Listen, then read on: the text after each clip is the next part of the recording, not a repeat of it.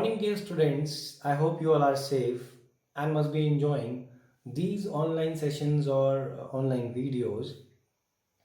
In our previous video, we have studied about the meaning and objective of accounting as we were studying chapter 1. And in today's video, we are going to start chapter 2, that is basic accounting terms. As this is the first part of this chapter, means this video is the first part of this chapter, we will be studying about the meaning of basic accounting terms and different accounting terms which are being used while recording transactions of business. पिछले videos में हमने पढ़ा accounting के बारे में, accounting के objectives के बारे में, बिकॉज हम लोग चैप्टर 1 पढ़ रहे थे और वो चैप्टर था meaning and objective of accounting. यानी अकाउंटिंग का मीनिंग हमने पढ़ा, हमने बुक कीपिंग पढ़ी, हमने अकाउंटेंसी के बारे में पढ़ा, अकाउंटिंग की नीड क्या है, क्यों रिक्वायर्ड है, कौन कौन सी पार्टीज़ हैं जो इंटरेस्टेड होती हैं अकाउंटिंग इन्फॉर्मेशन में, वो सारी चीज़ें पढ़ी। एंड इन चैप्टर 2 हम पढ़ने वाले हैं वो अकाउंटिंग टर्म्स जिनको हम डेली बेसिस पे यूज़ करते हैं जब हम ट्रांजेक्शन्स को रिकॉर्ड करते हैं। The basic terms means the accounting terms which are being used in a business on daily basis are also known as accounting terminology। यानी जो डेली बेसिस पे हम वर्ड्स यूज़ करते हैं अकाउंटिंग वर्ल्ड में या बिजनेस वर्ल्ड में, आप कह सकते हैं ट्रांजेक्शन्स को रिकॉर्ड करने के लिए, even the word transaction is also a basic term which is being used in case of accounting और बिजनेस वर्ल्ड। और ये भी एक टर्मिनोलॉजी है, यानी कि इसको हम अकाउंटिंग टर्मिनोलॉजी भी कहते हैं। तो we'll be studying our first terminology, which is business transaction. So what is business transaction? It is an economic activity that changes the financial position of a business. Business transaction सबसे basic term है accounting में। Transaction word मैंने भी कई बार use करा है इस video में, इससे पहले वाले वीडियोस में भी। तो you must be thinking about कि व्हाट इज ट्रांजेक्शन। ट्रांजेक्शन जो होता है वो एक इकोनॉमिक एक्टिविटी है जिससे कि फर्म की फाइनेंशियल पोजीशन चेंज होती है। अब ये इकोनॉमिक एक्टिविटीज़ क्या होती हैं? So economic activities are those activities which results in earning और स्पेंडिंग ऑफ मनी। यानी वो सारी एक्टिविटीज़ जिनके थ्रू आप मनी अर्न करते हो या मनी स्पेंड करते हो, वो सारी एक्टिविटीज़ जो हैं वो इकोनॉमिक एक्टिविटी कहलाती हैं। सेम वे में नॉन इकोनॉमिक एक्टिविटीज़ भी होती हैं, ऐसी activities which are being done for out of love और affection and all. For example your mother cooks food for you, so that is non-economic activity because she is not getting money for rendering her services. So अगर business transaction की feature की हम बात करें तो पहली feature तो ये होती है कि it is an economic activity, and as you all know economic activity की डेफिनेशन क्या है वो। देन अगर बात करी जाए इसकी तो हम ये भी बोल सकते हैं कि the transaction is classified into categories, that is internal and external. External means outside the firm, for example purchase and sale, कुछ भी आप परचेज एंड सेल कर रहे हैं और वो आउटसाइड द फर्म है तो दैट इज एक्सटर्नल, और वो एक एक्सटर्नल ट्रांजेक्शन का पार्ट है। अगर बात करी जाए इंटरनल ट्रांजेक्शन्स की तो internal transaction means the transaction which are taking place within the firm. इसमें इसका एग्जाम्पल है depreciation on fixed assets. Depreciation क्या होता है? लास्ट वीडियो में हमने एग्जाम्पल लिया था कार का और उसकी वैल्यू को हमने डिक्रीज किया था। और डेप्रिसिएशन का मतलब होता है कि loss in value of assets due to its continuous use. यानी जब आप एसेट्स को यूज़ करते हैं तो उसकी वैल्यू जो है वो डिक्रीज होती है। अब ये सिर्फ यूज़ की वजह से डिक्लाइन नहीं होती है, कई बार ऑब्सोलेंसी की बेसिस पे भी होती है, यानी कि वो चीज़ जो होती है पुरानी हो जाती है, इसीलिए भी आउटडेटेड हो जाती है आप कह सकते हैं। और कई बार ये होता है कि उसकी जो वर्थ होती है over a period of time वो ख़त्म हो जाती है। फॉर एग्जाम्पल अभी हमने कोई मशीन परचेज करी, वो आज की डेट में लेटेस्ट है। यानी एक सिंपल से एग्जांपल ले सकते हैं, सपोज आप सबके पास मोबाइल फ़ोन सेल फोन्स होंगे and most of you must be using the latest one, जो भी मार्केट में नया लेटेस्ट आया होगा with better processor, with high capacity of RAM ROM etcetera, तो आप उसे यूज़ कर रहे होंगे। और कुछ लोगों की प्रेफरेंस होती है रिलेटेड विद कैमरा, तो किसी के पास हो सकता है कि बहुत ही सुपीरियर क्वालिटी के कैमरे वाला स्मार्टफोन हो। But as we all know that in case of IT sector जो टेक्नोलॉजी है वो डेली चेंज हो रही है और बहुत रैपिड स्पीड में चेंज होती है। तो ऐसी सिचुएशन में जो फ़ोन आज आपने लिया है हो सकता है 6 महीने बाद वो आउटडेटेड हो जाए, क्योंकि उससे भी एडवांस जो है वो मोबाइल फ़ोन मार्केट में आ जाएगा। तो जो आपका मोबाइल फ़ोन है उसकी वैल्यू क्या हो जाएगी? डिक्रीज़ हो जाएगी। That is depreciation. देन अगर नेक्स्ट कैरेक्टरिस्टिक की बात करें तो it results in change in value of assets and liabilities and capital. आप इसे ये भी कह सकते हैं कि it leads to change in position या financial position of a business, यानी ट्रांजैक्शन जब भी होता है तो financial position of a business में उसका इफेक्ट पड़ता है, चाहे एसेट्स चेंज हो, लाइबिलिटीज़ की वैल्यू चेंज हो, या फिर हो सकता है कैपिटल की वैल्यू भी चेंज हो जाए। देन बिजनेस ट्रांजेक्शन का जो लास्ट कैरेक्टरिस्टिक है वो है change can be expressed in terms of money. तो इट सिंपली मीन्स दैट कि जो भी चेंजेस हो रहे हैं ट्रांजेक्शन, अगर हम उसे बिजनेस ट्रांजेक्शन के फॉर्म में क्लासीफाई करते हैं तो ऐसे ही ट्रांजेक्शन बिजनेस ट्रांजेक्शन्स बनेंगे which can be classified in terms of money, या जिन चेंजेस को आप मनी के टर्म्स में रिकॉर्ड कर सकें। Because in our previous chapter also we have studied that accounting records only the transactions which are capable of being expressed in terms of money, यानी accounting सिर्फ उन ट्रांजेक्शन्स को रिकॉर्ड करती है जो मनी के फॉर्म में एक्सप्रेस किए जा सकते हैं। अदरवाइज अगर कोई क्वालिटेटिव एस्पेक्ट होगा तो उसको टोटली निग्लेक्ट कर दिया जाएगा, उसको रिकॉर्ड नहीं किया जाएगा। So the next term is event. Event is defined as the consequence और the result of business transaction, यानी कि जो भी बिजनेस ट्रांजेक्शन आपने किया है उस बिजनेस ट्रांजेक्शन का जो आउटकम है यानी फाइनल रिजल्ट है, that is called event. For example, Shreya started business with rupees 10 lakh and purchased goods worth rupees 1 lakh. These two statements are the transactions. Means Shreya ने इन्वेस्टमेंट करा 10 लाख रुपीज का business start करने में, वो एक ट्रांजेक्शन है। Purchase करे गुड्स वर्थ रुपीज 1 लाख, ये भी एक ट्रांजेक्शन है।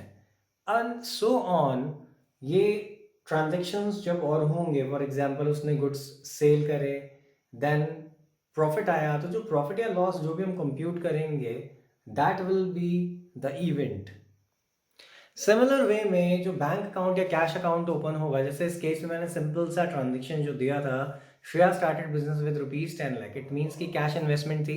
तो ऐसी सिचुएशन में जब उसने गुड्स परचेज करे 1 लाख रुपीज माइनस हुए 10 में से, तो जो 9 लाख का बैलेंस होगा आपने कंप्यूट करा balance of cash, that will also be termed as event. वो इवेंट कहाँ से आया? वो इवेंट था कॉन्सिक्वेंस ऑफ बिजनेस ट्रांजेक्शन, यानी अपने ट्रांजेक्शन करे तो इसका फाइनल रिजल्ट जो आया that is event.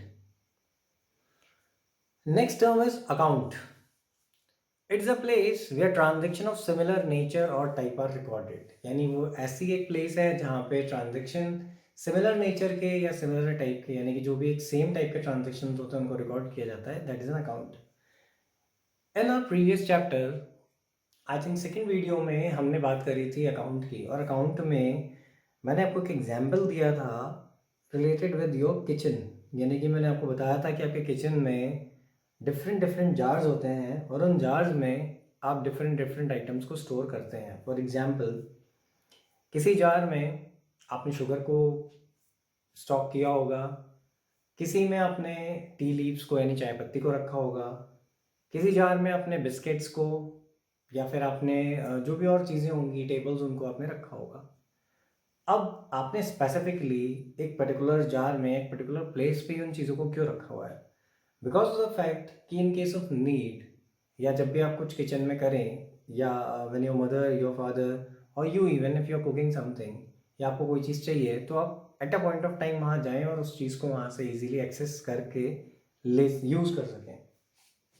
Same way में जो अकाउंट्स होते हैं वो भी डिफरेंट डिफरेंट पर्सन को बिलोंग करते हैं। फॉर एग्जाम्पल, डेटर्स का अकाउंट होगा, क्रेडिटर्स का अकाउंट होगा, स्पेसिफिकली हर किसी के नाम का अपना एक अकाउंट होगा, और उस अकाउंट में उससे रिलेटेड ट्रांजेक्शन्स जो हैं वो रिकॉर्ड होंगे। For example, capital account, cash account, similar way में बैंक अकाउंट, या पर्टिकुलरली किसी पर्सन के नाम पे अकाउंट, सपोज हमारा कोई क्रेडिटर या डेटर कोई भी है, श्रेया, रिया, प्रिया, तो उनके भी अकाउंट होंगे, श्रेयाज अकाउंट, प्रियाज अकाउंट, रियाज अकाउंट। अब ये अकाउंट्स में होगा क्या? These accounts will record the transactions which are being done by a business related with that particular person। यानी अगर कैपिटल से रिलेटेड कोई ट्रांजेक्शन हुआ है, सपोज कैपिटल आपने इंट्रोड्यूस कर दी तो कैपिटल अकाउंट में रिकॉर्ड होगा। अगर आपने कैपिटल विड्रॉ कर दी तो कैपिटल अकाउंट में विड्रॉ मतलब रिकॉर्ड होगा विड्रॉल के फॉर्म में। जिस तरीके से भी हो रहा है, अगर वो कैश के फॉर्म में विड्रॉ हुआ है तो वो कैपिटल और कैश दोनों में रिकॉर्ड होगा। सेम वे में इंट्रोड्यूस होगा तो कैश और कैपिटल दोनों में रिकॉर्ड होगा। सेम वे में सपोज प्रिया ने हमसे गुड्स परचेज करे तो प्रिया के अकाउंट में वो चीज़ रिकॉर्ड होगी, ठीक है। यानी कि we will be maintaining the account and we will be recording the transaction in Priya's account also, and in case we have made sale तो हम सेल्स अकाउंट में भी उसको रिकॉर्ड करेंगे। ये हम आगे स्टडी करेंगे कि ये ट्रांजेक्शन्स कैसे होते हैं, but before moving to that हमें ये पता होना चाहिए कि बेसिक टर्म्स क्या हैं, and that is the main objective of this chapter. So this is the format of cash account. As you can see on the left hand side, there I have written on top debit. Debit जिसको हम short form में DR भी लिखते हैं. Then right hand side में this is the credit side, so we are writing it as credit, and credit के लिए हम शॉर्ट फॉर्म यूज करते हैं CR. अब जो फॉर्मेट है उसमें सबसे पहले आती है date, particulars, JF means journal folio, यानी ये एक लेजर है जो हम बना रहे हैं अभी, यानी फॉर्मेट है लेजर का. सेम वे में पहले जर्नल रिकॉर्ड होती है, तब जर्नल के बेसिस पे लेजर अकाउंट प्रिपेयर होता है. It means that first of all journals are being recorded, हमने पढ़ा भी था बुक्स ऑफ ओरिजिनल एंट्री के बारे में, and after that these transactions और entries are being posted into ledger, उससे बनता है अकाउंट. तो स्टार्टिंग के फर्स्ट कॉलम में आपके डेट, देन पर्टिकुलर्स यानी जो ट्रांजेक्शन हुए हैं वो यहाँ रिकॉर्ड होंगे. जर्नल फोलियो जनरली रिकॉर्ड करता है, यानी कि मैनुअल रिकॉर्डिंग जब होती थी या आज की डेट में भी ये इसलिए बनाए जाते थे कॉलम्स, ताकि उसमें आप वो ट्रांजेक्शन किस पॉइंट पे कहाँ रिकॉर्ड हुआ है वो सारी जर्नल्स को आप रिकॉर्ड कर सकें. देन अमाउंट, जो अमाउंट ट्रांजेक्शन में इन्वॉल्व है वो. देन डेट पर्टिकुलर अमाउंट वाला जो ये राइट हैंड साइड वाला पोर्शन यानी क्रेडिट साइड वो यहाँ से स्टार्ट होता है. यानी कि ये this one is the credit side and that one is the debit side.